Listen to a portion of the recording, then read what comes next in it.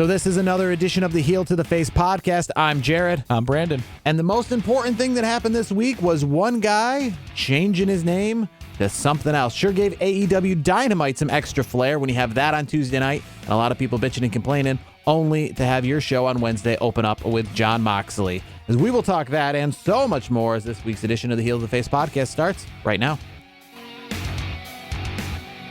Fans celebrate with me from Rome to Rochester. Bad luck seems to be my middle name. They might as well tag me up with my buddies from Syracuse. So this is another edition of the Heel to the Face podcast. Brandon, I'm Jared. Thanks for joining us as always, as we are just about a week and a few days away from the Royal Rumble. Seems a little weird. It's going to be on a Saturday night. So it's always hard to kind of judge that because it's still the weekend. Yeah. But it feels weirder, I guess is the best way to put it, because we're so used to them being on Sunday. So we're like, it just has that, like, we know how to categorize how many weeks out because we're like next weekend. I mean, it's still a next weekend. It's still the same weekend, sure. But being on a Saturday, it feels like it's creeping in more into the earlier part of the week. Like it feels like come Sunday next week, the Royal Rumble will be over with. Yeah, that's crazy. I can't wait. I'm super excited for the Royal Rumble. So, I mean, before we get into this week's stuff, though, I mean, the big question is that I got to ask you, we talked about this off air. We're going to be watching the Royal Rumble live. I will be in St. Louis. Will you be watching it live? 100%. It's the Royal Rumble. I'll be watching. Yes, and he's got something else going towards his favor. Two things. One, that they made sure to make the Royal Rumble on Saturday, partially because football is on Sunday. And also, you don't really have to be preparing too much for football as you thought you were going to be. The Dallas Cowboys will not be in those championship games. So you will have... We had to get that one in. So you'll just be watching football on Sunday from a casual perspective. So next weekend, the Royal Rumble will be your main event, which, I mean, I think it should be. Yes, obviously, if my team... I'm a big Giants fan. How big of a Giants fan? I mean, I'd probably still be going to the Royal Rumble. But if I was watching on TV, I'd probably have the dual TVs going for sure. But you don't have to worry about that. Next Saturday night, I guess, if you're fans of other sports, which is kind of difficult because, you know, if you are fans, most times the Royal Rumble would go itself on a bye week. It did that whole thing where it'd go on the bye week. Yeah, it'd go like where the Pro Bowl was or some odd thing. So it didn't really have any competition. And on Sunday nights, there's not any competition. But Saturday nights, you do got some competition. I mean, you got a full slate of NBA, a full slate of NHL, a full slate of college basketball. So... It is, you know, on Saturday, and you do got a little more competition than you would on Sunday. Obviously, for sure. This next Sunday, which you'd have some more competition, but the following Sunday you wouldn't. And there were some rumors originally that they were going to push it into February to make up for what the NFL is doing, but they're just going to do it on Saturday, that same championship weekend. And then it's going to feel kind of weird because, let's be honest, the week where there's no Super Bowl, I mean, I like the Royal Rumble there because I'm definitely not watching the Pro Bowl. Yeah, I don't watch Pro Bowl. No way. But we move on to what happened this week in the world of professional wrestling. And probably the biggest story this week to talk about is simple. I mean, there's lots of stuff to talk about. Jon Moxley came back. Cody Rhodes came back. But we start with Gunther. And what the hell is WWE doing with this? Now, we heard the rumors. I heard the rumors at least a couple days prior to NXT that WWE trademarked the name Gunther Stark, which drew enough fervor and interest and controversy for the fact that it is the name of a famous Nazi U-boat commander. So people were like, that's a dumb name. Whoever it's going to be given to, whichever new wrestler we're not familiar with, you're going to give this name to, it's a bad name. Yeah. But then to find out that it wasn't to a new up-and-coming, newly signed talent that we're not familiar with, but somebody who is here very established and or wrestled a really good match against Roderick Strong with his name, only for the match to end and him to essentially give himself another name. Now, if this turns into a really good storyline next week on NXT, where he explains why he changed his name, I can give it a little bit of a pass. Okay. But for the time being, if we're just to say that this name is just changed, that like it is on the WWE website where it's now Gunther, not Walter, and that there is no mention of Walter, and that he just comes out as Gunther, and all the announcers, the Vic Josephs and the Wade Barrett, just say, here comes Gunther, and we just now, similar to the way they did the WWE to the WWF, Yep. When the WWE became the WWE, they said last month at WWE WrestleMania, this happened. Last month at WWE Royal Rumble, when it was WWF Royal Rumble, but we just pretend that it's always been WWE. I mean, you see this on the documentaries currently. They'll talk about, my favorite guy to wrestle in WWE in 1989 was this person. Well, you never wrestled in WWE in 1989. It was the WWF. But we just gloss over and we just white that out over. So if for some reason next week Gunther comes out on NXT and they just call him Gunther and they say Gunther had a really good match last week against Roderick Strong, and we all know Gunther, he was really great in NXT UK before coming over to the NXT main brand here, and I think really good things for Gunther, and he's got a great track record. I mean, look at all the Gunther. I mean, look at that at the NXT TakeOver event a couple of years ago and a couple of months ago. Gunther versus Draganovic. Wow, what a great match. Yeah, and they never acknowledge that his name is Walter. Then we got a problem. It's a slippery slope. Hopefully there's some explanations to it because it's a very odd situation. I mean, good news is the WWE apparently did drop, as of today of recording, the Gunther Stark. He won't be that. Apparently they dropped that trademark that they were looking to get. But just the idea, why? Why change? Why? Makes no sense. It doesn't make a lick of sense. And it doesn't do anything but negatives, because you take a guy's name who, I mean, it's like the Daniel Bryans of the Bryan Danielsons, the Bryan Danielsons, or the Daniel Bryans of the world, however you want to call them. When he came in NXT WWE, we knew who he was. And AJ Styles, another good example. They came in and we were pumped to see them because of the reputation that they had outside of WWE, before WWE. So you had that kind of built in. And now I'm not saying that, Walter has a great reputation, that we all are very familiar with outside of NXT, but you're bringing him into the NXT from NXT UK. And the idea is that that's a separate brand. That's not this NXT. But we all know him really well from that NXT, which means that he doesn't have to come into this NXT and start over. He doesn't have to come in and like the LA Knights of the world and kind of reinvent himself and kind of reintroduce himself.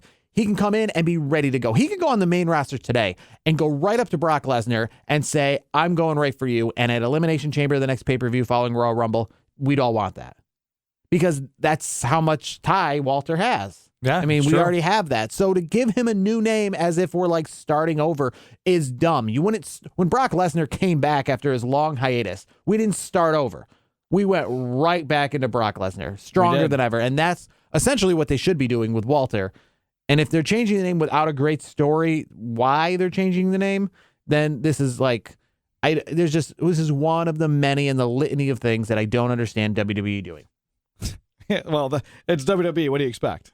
And if anything, I don't expect anything else. No, and I don't mean to go off of ratings or anything like that, because I think that's been way over talked about over the last couple of years with AEW and NXT 100%. And Raw. They break down every single metric. It's okay, it doesn't really matter. But you got to admit that, to myself included, I did have a little more excitement going into watching AEW Dynamite, because I spent most of the day Wednesday scrolling through Twitter, just literally thinking how awful this is. What is WWE doing? Why are they doing this? Nobody likes this. Nobody wants this. Nobody understands this. So there's nothing better than a company that is all about wrestling as much as possible, less about the business, less about the branding, more about the wrestling, than being like, hey, we got a show tonight where Cody Rhodes comes back, Jon Moxley comes back. We're at front, a sold out crowd. I guess it added extra hype to Dynamite. Not bad. Yeah, I mean, it's interesting for sure. I mean, Jon Moxley, what did you make of Jon Moxley's return? I mean, I didn't do this on purpose. It's really cold outside. I don't have a lot of thermals and stuff like this. But I mean, I noticed I noticed when Jon Moxley was wearing, if you see on YouTube, I'm wearing the identical shirt that Jon Moxley had. And almost an identical body in the sense of, boy, he lost a lot of weight in his time off. And to me, he looks great. I mean, he looks great for sure. I mean, I don't know if we apparently think that he looked bad before. A lot of people think that he looks much better. I guess it doesn't matter your weight as much as it's your healthy demeanor. Sure. he just seems like his mind space. It seems like he's doing pretty good. Yeah, no, his promo last night was great. He seemed rougher and tougher and ready to go. He was talking about, fighting the demon and pulling over and, life essentially getting in his head, pretty much saying that, no, You're not going to go any further than this. Stop. You've had too many good things in life. And then he had to take a step back. And, I don't know if you saw this today, but Bully Ray on the Busted Open radio show said this, which I think most fans disagree with, and that's that he essentially owed the fans an apology for the time that he was off. Yep. I don't agree with that for any reason in wrestling, let alone for why he was off. I mean, you can say any reason. If he just took the time away just to say, I need some time away. Nothing wrong with I that. still don't think you owe the fans an apology. You don't owe them anything. You can whatever you need to do in your personal time. If you need to step away, just in any way, shape, or form, you don't need to apologize to anybody. If anybody gives you crap for it, then they're crappy people. I mean, anyways. forget the reason that he stepped away. Sure. Which was for the addictions and all that. But if he just said he wanted to step away because he just needs to step away, people forget.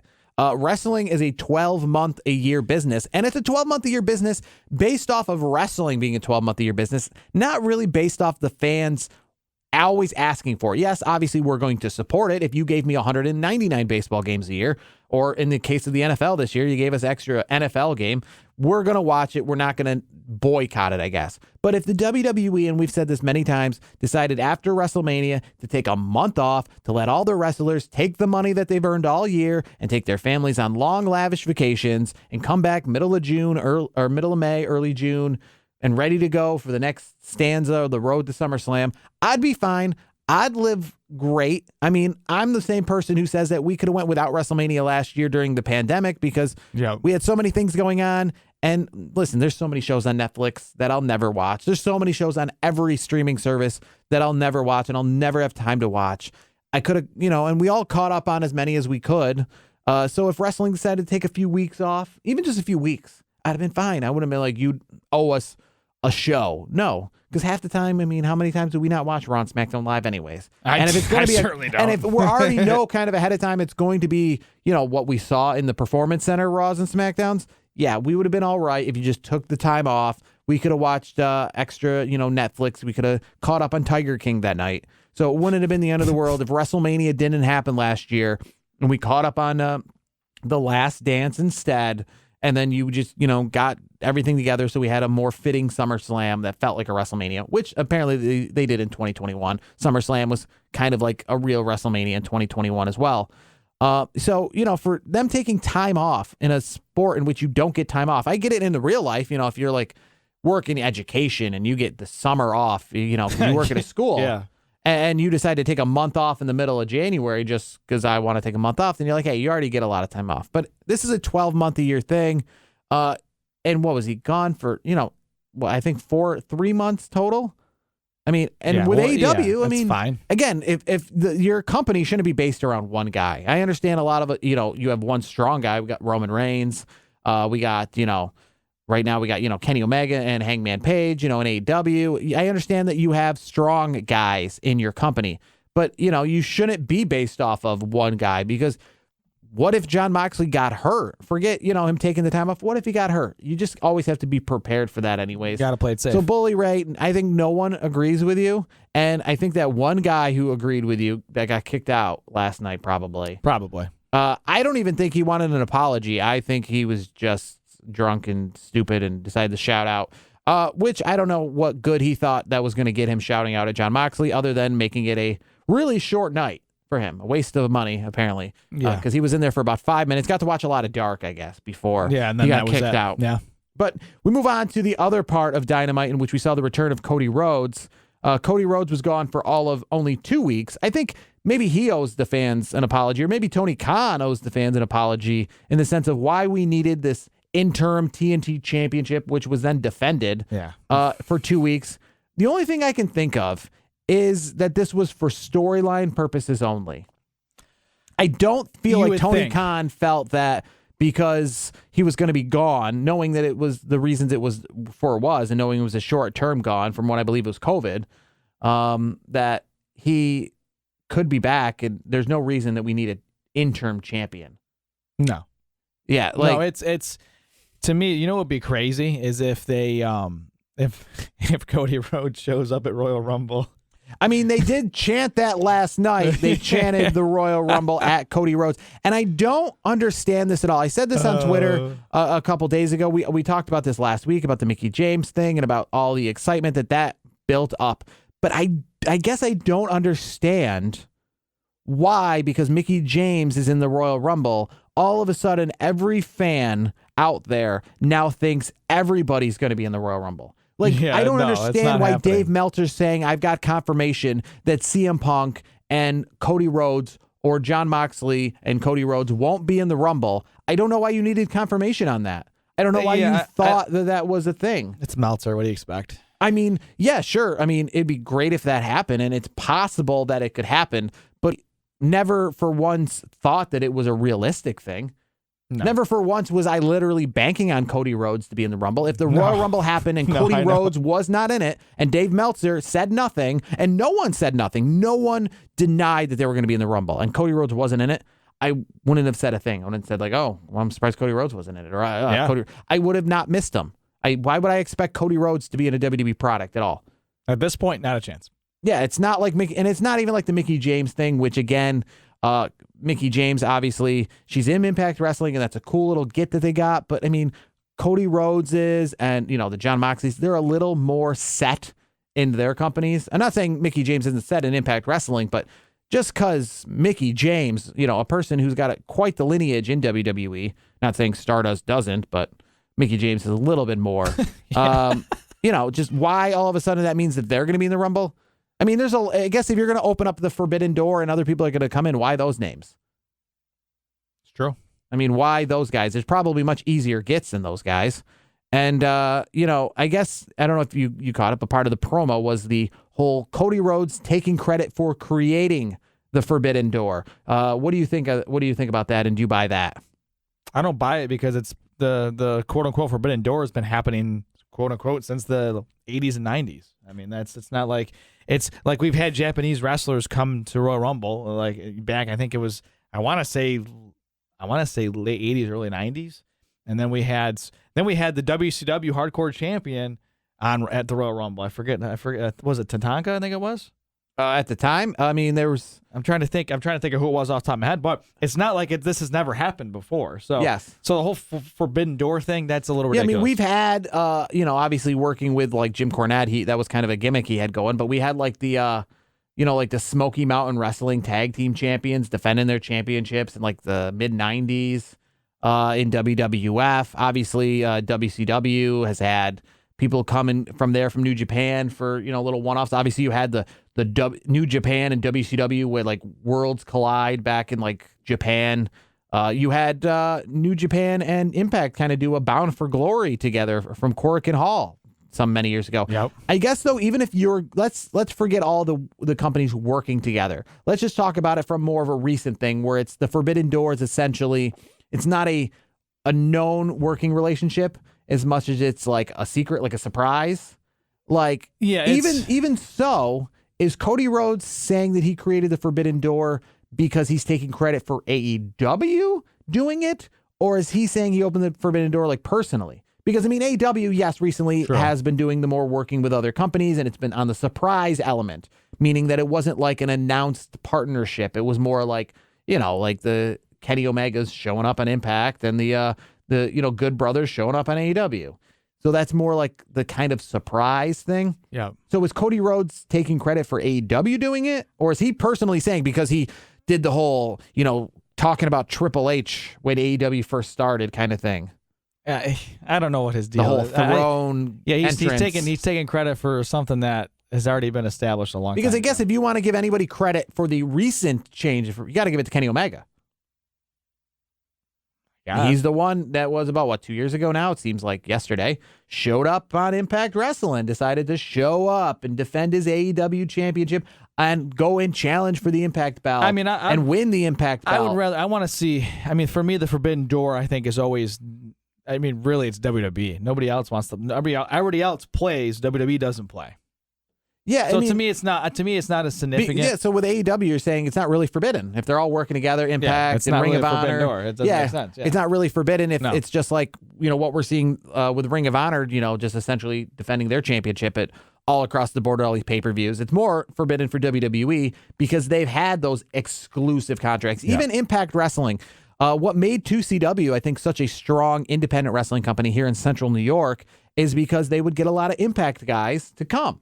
So back in the day, one of the perks of working for Impact is you could work indie shows. I mean, they had the Impact Championship, then the NWA Championship defended at a 2CW show. They had other guys, the Chris Sabins, and the Alex Shelleys and the Motor City Machine Guns, the Abyss, Spike Dudley, AJ Styles, Samoa Joe, the whole 9 yards showed up in 2CW. So it wasn't like a forbidden door because they were allowed to leave. WWE, though, we always knew that once you're signed with WWE, unless you're Jerry Lawler and you're doing some sort of Jerry Lawler benefit show down in Memphis, you're here. Yeah, you're locked in. You're locked in. Your Twitter name, your Facebook name, those belong to us. You're not a personal thing. You're whatever we'll call you kind of thing. So WWE letting Mickie James in is really kind of the only way to do that forbidden door.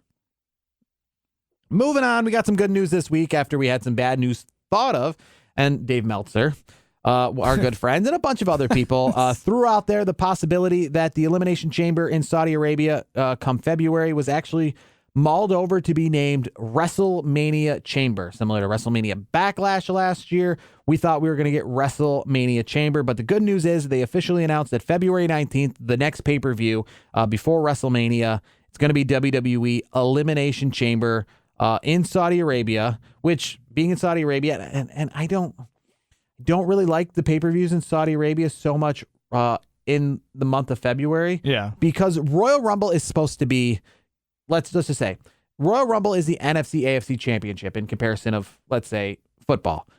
WrestleMania is the Super Bowl. Yes. Between those, you have the Pro Bowl, which is like a meaningless game that doesn't matter at all. It's the opposite of importance, which then that's essentially how Elimination Chamber should be. Yes, you just essentially want to get those pay-per-view dollars between Royal Rumble and WrestleMania. But I feel like you shouldn't have like another huge event. Yeah. I didn't like that with the greatest Royal Rumble being 2 weeks after WrestleMania and kind of being advertised before WrestleMania, that you're telling me like, oh, WrestleMania is this Sunday, but literally, and like, how they hype up these Saudi Arabia shows. Of course. They hype them up as WrestleManias. So, it's not saying that it is a WrestleMania to fans, but they hype it up as a WrestleMania, which means they're going to bring out the biggest names, all the part-timers, all the ones you're excited to see if Undertaker is going to be a part of WrestleMania. Well, boom, he's probably not, but he'll be a part of this show. There'll probably be more part-timers associated with Elimination Chamber than there will be WrestleMania. Yep. So it kind of takes away that thunder. It kind of is supposed to be like that in-your-house pay-per-view in between. Royal Rumble, big show. WrestleMania, big show. Stadium show. I don't really feel, though, you should have a stadium show. Like I said, I don't really feel like if you're watching football, the NFC Championship game, the Super Bowl, between that, you shouldn't have anything that takes away the thunder from either the week before or the week after. Yep. And that's what I think like the Saudi Arabia shows do. I mean, it's going to be in this stadium, this new Superdome in Jeddah. I don't know how many people it fits, but they're going to hype it up like WrestleMania. It's going to get the luxurious treatment of having its own set. They're not going to have the Monday Night Raw set, like some of these pay-per-views like Day One had, which is unfortunate because, again, here in America or in North America, Day One has to have the Raw set. Survivor Series has to have the Raw set. But Saudi Arabia, you get to give them their own set. Lucky them. They get that. Whenever they come there, they don't have to worry about it looking like a house show. Which is annoying. True. But yeah, either way, though, luckily it's going to be just the Elimination Chamber. It's going to be curious how they get that Elimination Chamber overseas. I've always wondered that myself, how they travel. I obviously know about like the ring and stuff, but how do they get all this stuff overseas? I've never known that.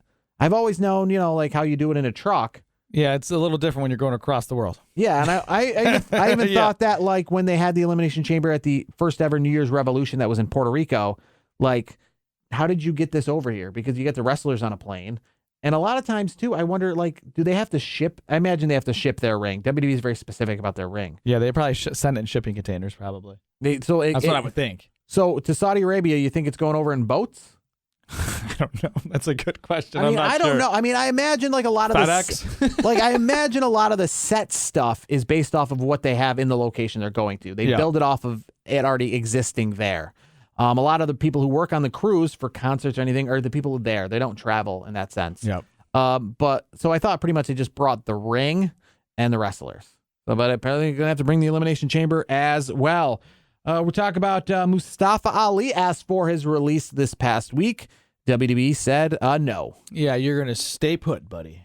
That's just how it goes. And a lot of people were talking, Kofi Kingston was talking about the fact that, they were talking about the rivalry that they were going to have and the idea that it was supposed to be Mustafa Ali at WrestleMania when it ended up being Kofi Mania, but Mustafa Ali got hurt.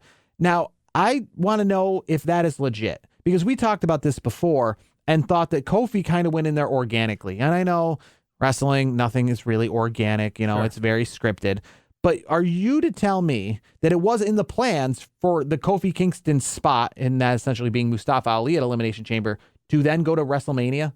I thought to me it was kind of organic. I thought it was like the Daniel Bryan thing where it wasn't planned that way, but they moved it that way because they saw money and they saw fan interest. We can speculate. We just don't really. No one's really going to know. Yeah. And what if Mustafa Ali went into that Elimination Chamber and then didn't get over?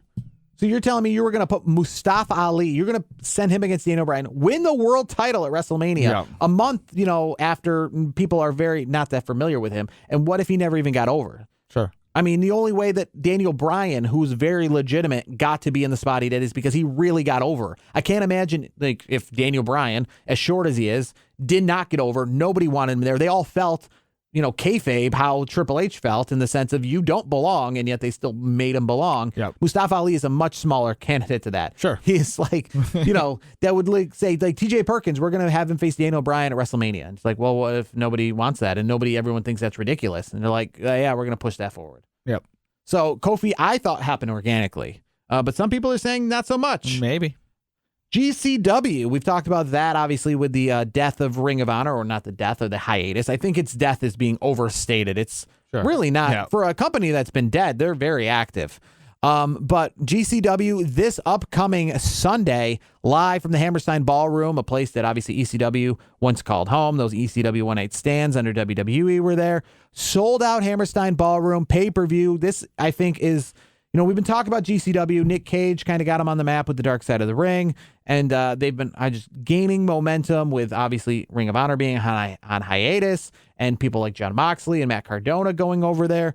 They come into this Sunday, sold out Hammerstein Ballroom. I think this is going to be not just I don't know if it's their largest attended event, but definitely I think their most watched event in their company's history. Great, good for them. And you got Jon Moxley, obviously, who made his return this past week. He is the current GCW champion. They didn't make him lose the belt or have an interim champion for the time being, even though he was gone for quite a period of time. Against Homicide in your main event, you got the Briscoes, who are going to be a part of this, in an open challenge for the World Tag Team belt. The Briscoes. You got the Grab the Brass ring ladder match. PCO, who we are familiar with from Ring of Honor, who's taken some time off from that, as like everybody is.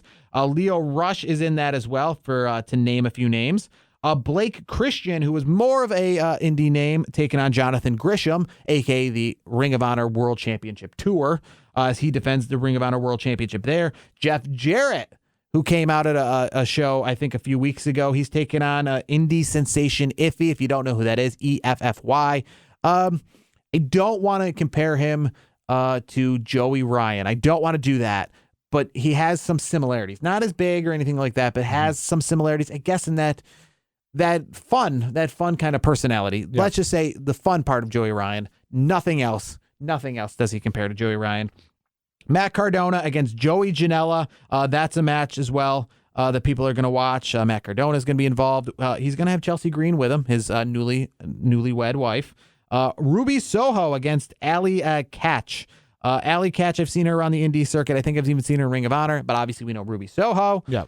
So that's a match. And then there's Team Bandito against Team Gringo. Now, I don't really know many of the people from Team Gringo, but I know Laredo Kid and Bandito from Team Bandito. Yep.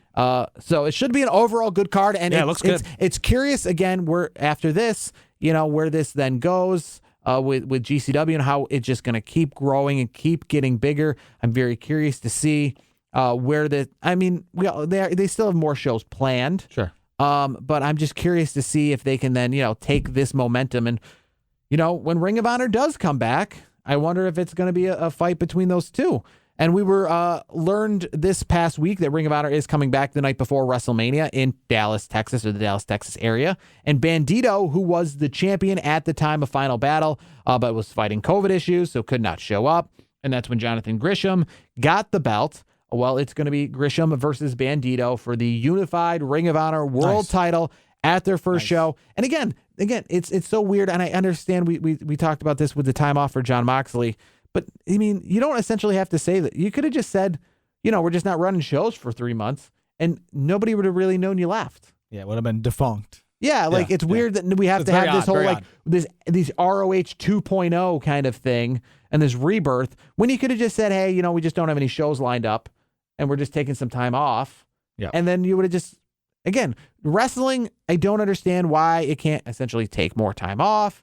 Why you have to, if Raw doesn't run for a week, why the WWE has to rebrand the show. Right. Why can't we just say, okay, Ring of Honor's just taking some time off?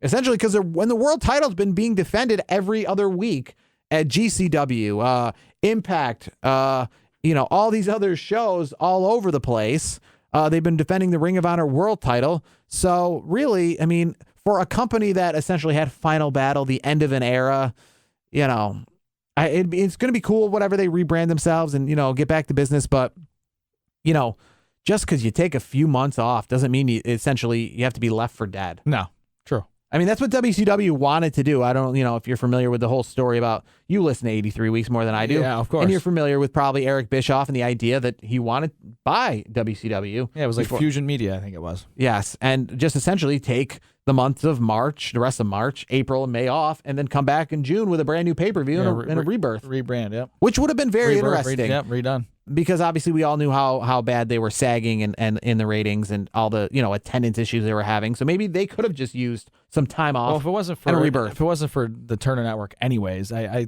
think WCW, I think the Monday Night Wars would have gone a different way because I feel like Eric Bischoff was running things the right way. I think he's one of the best minds in the business, and just because of how things went with Turner, they essentially tied his hands, so to speak, and he honestly got the hell out of there as quick as he could. Deonna Purrazzo is actually currently the women's Ring of Honor world champion. She just won that, obviously, at an event in where, obviously wasn't a Ring of Honor event, but the belt was defended. So she won that championship to keep that thing fresh and that thing alive. I will say about WCW, I've been watching WCW pay-per-views as of late. I did a while back, and then Peacock came around and it screwed it up, and it still kind of screws it up.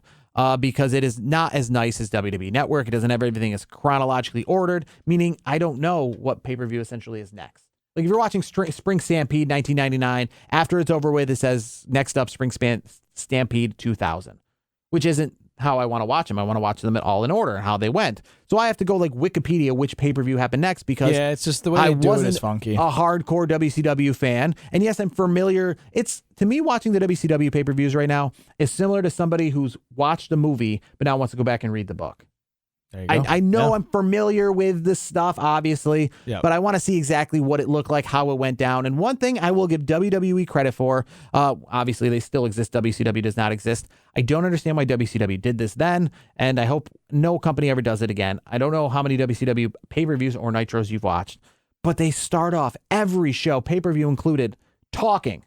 They go right to the announce table, and then they start talking and doing a pre-show for 5 or 6 minutes before they send it to the ring and go to a match. Yeah. And I think WWE, the smartest thing that they ever did back in the day, you have, Jim Ross introducing it, but you don't see him yet. And you go right to the match. You have the music hit. Yeah, it's and better. You're we're kicking things off with the tag team titles. Better presentation. Yeah, they always kick things off. Every pay-per-view I've seen, it goes right to the desk. It's, Tony Schiavone, Bobby the Brain Heenan, and they're just, we got a big night of action for you from Baltimore or Washington, D.C. What do you think about the world title match? What do you think about the Intercontinental title match? Let's send it to Mean Gene. And Mean Gene will talk about the hotline for a minute and say, we'll have an interview with Hulk Hogan. And then they'll send it back to the desk and be like, we got some big matches here. We're going to kick things off with, and it's 6 or 7 minutes into the show.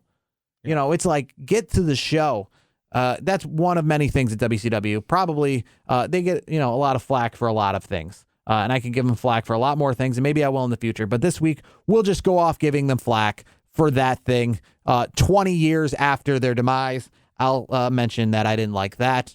it's like talking about something that's long since dead. Yeah, it's been going on. But next week, we'll have a lot more to talk about next week because it'll be Royal Rumble week officially. Can't wait. Most of the show, we're going to talk about the Royal Rumble, as we will all the big pay-per-views, because it's the Royal Rumble. It's the most exciting and fun thing to talk about. It's kind of one of the reasons why we do this show, because we do it so that we can have weeks where we just sit and talk about the Royal Rumble. Yep. So exactly. we will do that next week.